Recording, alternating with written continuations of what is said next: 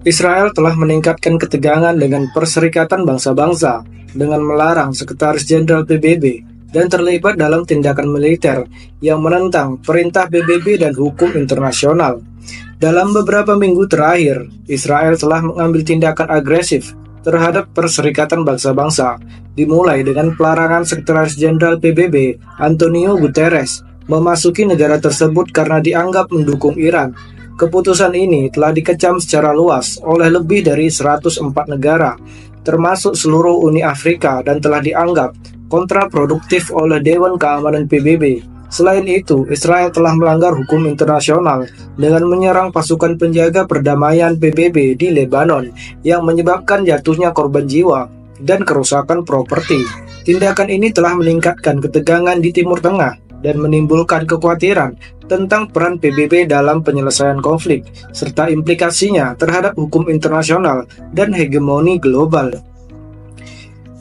Keputusan pemerintah Israel untuk melarang Sekretaris Jenderal PBB dipandang sebagai tantangan langsung terhadap hukum internasional dan telah menghadapi pertentangan internasional yang signifikan.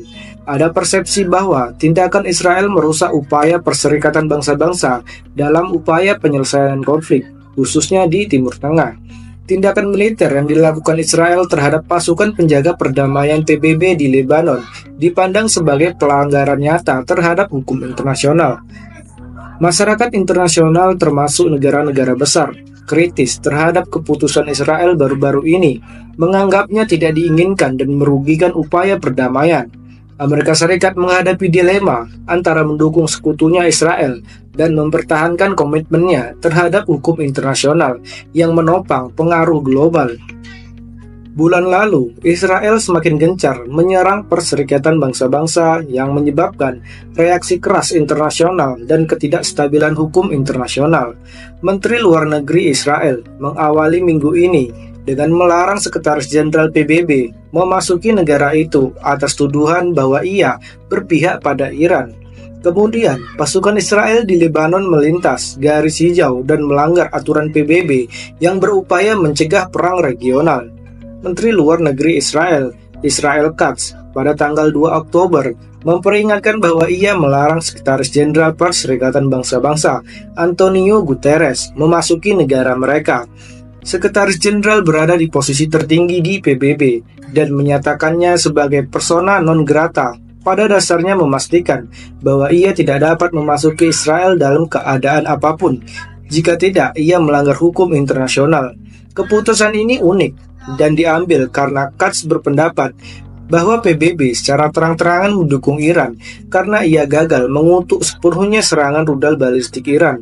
Namun, keputusan Israel ini telah menimbulkan kecaman keras di seluruh dunia karena lebih dari 104 negara bersatu dalam penentangan mereka.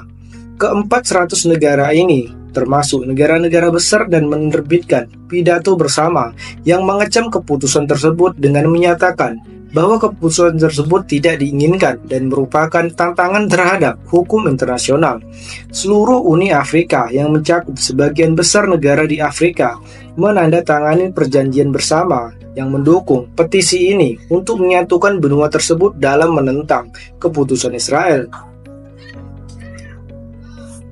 Kami menyerukan kepada semua pihak untuk menghindari tindakan yang dapat melemahkan peran penting PBB dalam penyelesaian konflik dan sebaliknya mendukung inisiatif yang berkontribusi pada solusi damai dan berkelanjutan atas krisis di Timur Tengah.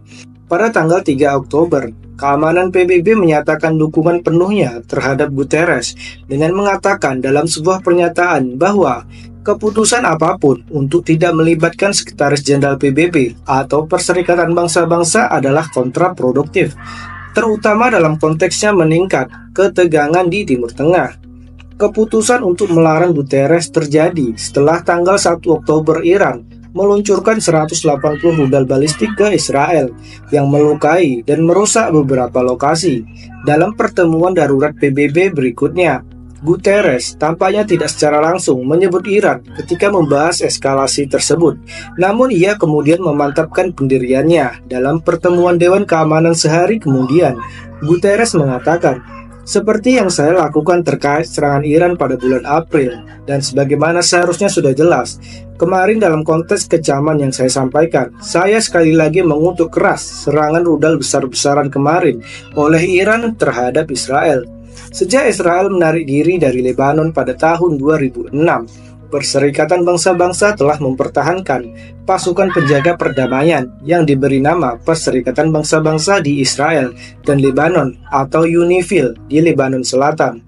Namun, pada tanggal 13 Oktober, pasukan pertahanan Israel atau IDF menyerang pasukan PBB Italia di markas besar PBB di Lebanon Selatan, yang merupakan bentrokan terbaru antara UNIFIL dan IDF. Pada tanggal 13, dua tank Israel menghancurkan tembok markas besar PBB dan menduduki pangkalan tersebut selama 45 menit sebelum mundur dan meninggalkannya dengan ledakan yang menewaskan 5 orang Italia. Pasukan Israel memberikan peringatan kepada pasukan PBB yang menduduki sebagian Lebanon Selatan agar mereka meninggalkan negara tersebut. Namun hal ini tidak terjadi dan masih belum terjadi hingga saat ini. Sebagai konteks, UNIFIL didirikan pada tahun 1978 oleh Dewan Keamanan PBB sebagai respon terhadap konflik yang berkembang antara Israel dan Lebanon. UNIFIL gagal dalam perannya untuk mencegah konflik ketika pada tahun 1982 Israel dan Lebanon terlibat dalam perang dan kedua negara bertempur hingga gencatan senjata PBB lainnya disetujui. Pada tahun 2006, mandat UNIFIL diperluas menyusul konflik lain antara kedua negara yang menewaskan 1.100 warga sipil Lebanon. Hingga saat ini, UNIFIL memiliki 10.058 prajurit dari 50 negara bagian yang masing-masing menguasai wilayah perbatasan yang berbeda, dengan Indonesia merupakan dengan kontingen terbesar. Indonesia mengutus dengan 1.231 tentara dengan kontingen terbesarnya, diikuti oleh Italia, India, Nepal, Ghana, Malaysia, Prancis, dan Spanyol. Dalam beberapa bulan terakhir, seiring meluasnya konflik antara IDF dan Hizbullah, UNIFIL semakin terperangkap di antara kedua entitas tersebut. Setelah menolak seruan IDF agar pasukan yang lebih dari 10.000 orang itu ditarik, IDF telah melancarkan serangkaian serangan terhadap pasukan tersebut yang merupakan pelanggaran hukum internasional yang sangat jelas. Pada Kamis 10 Oktober 2024, serangan terhadap markas besar UNIFIL di Nakura. Tank Merkava Israel menembaki menara observasi di markas besar UNIFIL. Dua pasukan penjaga perdamaian Indonesia terluka setelah terjatuh dari menara akibat serangan tersebut. Luka yang dialami tidak parah, namun kedua pasukan penjaga perdamaian dirawat di rumah sakit. Serangan terhadap posisi PBB, pasukan Israel menembaki posisi tempat pasukan penjaga perdamaian berlindung. Serangan tersebut menyebabkan kerusakan pada kendaraan dan sistem komunikasi. Sebuah pesawat nirawak militer Israel terlihat terbang di dalam posisi PBB mendekati pintu masuk bunker.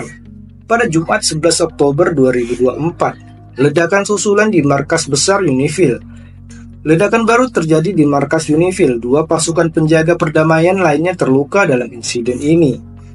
Pada tanggal 9 Oktober 2024, penonaktifan kamera pemantau secara sengaja. Tentara Israel sengaja menembaki dan menonaktifkan kamera pemantau perimeter di posisi PBB di Laboneh. Serangan terhadap posisi PBB di Ras Nakura. Pasukan Israel sengaja menargetkan posisi ini. Serangan tersebut mengakibatkan kerusakan pada lampu dan stasiun. Dalam beberapa minggu terakhir, ketika ketegangan antara Israel dan Hizbullah meningkat, pasukan UNIFIL tetap berada di Lebanon Selatan. Israel telah melanggar hukum internasional dengan menyerang langsung pasukan penjaga perdamaian internasional beberapa kali. Lebih jauh lagi, dengan melarang akses Sekretaris Jenderal PBB ke Israel, Antonio Guterres, Amerika Serikat semakin dipaksa untuk memilih antara mendukung Israel dan menegakkan hukum internasional yang menjadi dasar sistem hegemoni global mereka.